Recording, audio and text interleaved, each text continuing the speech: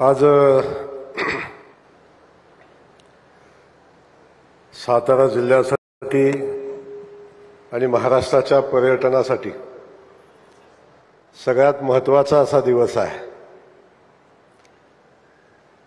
महाबळेश्वरमध्ये ज्या महाबळेश्वरची ख्याती जगभर आहे, ज्या महाबळेश्वरला जगभरामध्ये थंड हवेचं ठिकाण म्हणून एक पर्यटन क्षेत्र म्हणून मान्यता मिळालेली आहे, अशा महाबळेश्वरमध्ये पर्यटन महोत्सव या ठिकाणी साजरा होतोय आणि एवढा सुंदर, एवढा नीटनेटका असा कार्यक्रम या ठिकाणी होत असताना या कार्यक्रमाचा शुभारंभ महाराष्ट्र राज्याचे नेते आणि उपमुख्यमंत्री सन्माननीय एकनाथजी शिंदे साहेबांच्या हस्ते या ठिकाणी होतोय। त्यांचं सातारा जिल्ह्याच्या वतीनं मी मनापासून या ठिकाणी स्वागत करतो। शंभूराजे गाडीत बसल्यावर आम्हाला सांगत होते, आम्ही दोघं जिल्ह्याच्या वतीनं तुमचं स्वागत करतोय। शंभूराजेंना सांगितलं, जिल्ह्याच्या वतीनं आपण त्यांचं काय स्वागत करणार, ते तर महाबळेश्वर तालुक्याचे सुपुत्र आहेत, ते या कार्यक्रमाचे होस्ट या ठिकाणी आहेत।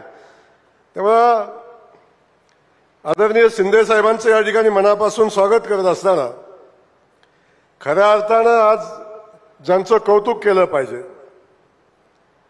ज्यांनी प्रचंड मेहनत घेतली गेल्या 1-1.5-2 महिन्यापासून आणि महाबळेश्वर सारख्या ठिकाणी एवढा मोठा महोत्सव, पर्यटन महोत्सव या ठिकाणी साजरा केला,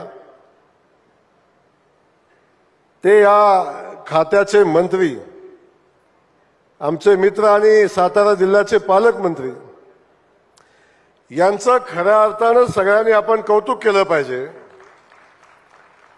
पण मगाचपासून मी बघतोय एवढी कंजूस लोक पुढे बसलेली आहेत। एवढा चांगला कार्यक्रम या ठिकाणी होत असताना अरे या पर्यटन मंत्र्याचं स्वागत हात वर करून केलं पाहिजे। सगळ्यांकडे जोरदार टाळ्या वाजवून त्यांचं स्वागत या ठिकाणी करा, कारण अभिनव असा उपक्रम आहे। मी इथं येईपर्यंत मला शंका होती नेमकं काय आहे, पण इथं आल्यानंतर जेव्हा हे बघितलं सगळं, तेव्हा खऱ्या अर्थानं या कल्पकतेला दाद दिली पाहिजे। अशा पद्धतीचा हा महोत्सव या ठिकाणी होतोय। आपलं मी मनापासून या ठिकाणी कौतुक करतो। शिंदे साहेबांचे सहकारी आदरणीय कातेसाहेब या ठिकाणी उपस्थित आहेत, त्यांचंही मी मनापासून या ठिकाणी स्वागत करतो। सूर्यवंशी आमच्या MTDCचे MD आणि आमचे मित्र सन्माननीय सूर्यवंशी जे या ठिकाणी आहेत, त्यांचंही मी मनापासून या ठिकाणी स्वागत करतो। सन्माननीय या ठिकाणी उपस्थित असलेले आमचे कलेक्टर महोदय संतोष पाटील साहेब, आमच्या कडूकर मॅडम, या आपल्या ॲडिशनल SP सन्माननीय भार्गव मॅडम आमच्या फॉरेस्ट खात्याचं, त्यांचंही मनापासून या ठिकाणी कौतुक केलं पाहिजे। कारण महाबळेश्वरमध्ये पाऊल टाकायचं तर पर्यटन खात्याची परवानगी घ्यायला लागते। या बाजूनं वन खातं, या बाजूनं वन खातं, पुढं पाऊल टाकला तरी वन खातं, तर सगळ्या बाजूनं वन खातं आहे, त्यामुळे त्यांची परवानगी महत्त्वाची असते। त्यांनी ते महत्त्वाचं या ठिकाणी याला सहकार्य केलंय। सन्माननीय आमचे जिल्हा परिषदेचे ॲडिशनल CO विश्वास सीत साहेब, सन्माननीय या स्टेजवर उपस्थित असणारे अनेक पाहुणे आहेत, या पर्यटन खात्याचे ब्रँड अँबॅसेडर आहेत, आमचे जपानचे पाहुणे आहेत, ॲक्च्युली मला त्यांचं नाव माहीत नाही, जपानमधून आलेले ते पाहुणे आहेत, त्यांचंही स्वागत। त्यांच्यासोबत पाठीमागं बसलेले आणि समोर आपण बसलेल्या सगळ्यांचं मी मनापासून या ठिकाणी स्वागत करतो। पुढचे बसलेले सगळे सन्माननीय शिंदे साहेबांच्यावर आणि खास करून आमच्या शंभूराजेंच्यावर प्रेम करणारे त्यांचे सगळे सहकारी, सगळे पत्रकार बांधव, सगळ्यांचं मी मनापासून या ठिकाणी स्वागत करतो।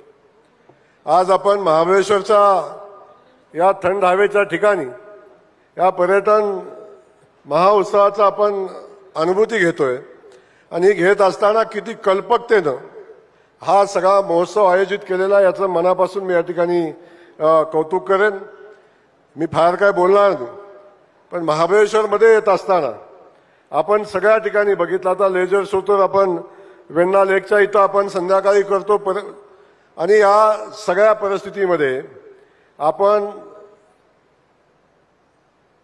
अनेक ठिकाणी कार्यक्रम केले. आपण मग आता मी आमच्या टेंटमध्ये जाऊन आलो. असले सुंदर टेंट, म्हणजे पर्यटन MTDCचं कौतुक केलं पाहिजे.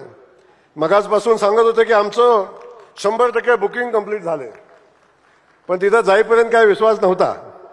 पण गेल्यावर खरंच बघितलं तर 100% बुकिंग कन्फर्म झालंय. आणि शिंदे साहेबांनी आल्यापासून शिंदे साहेबांचं एकच आहे, अरे महोत्सव ह्या 3 दिवसाचा नाही, हा मोठा महोत्सव व्हायला पाहिजे होता, हे 8-10 दिवसाचा महोत्सव व्हायला पाहिजे होता.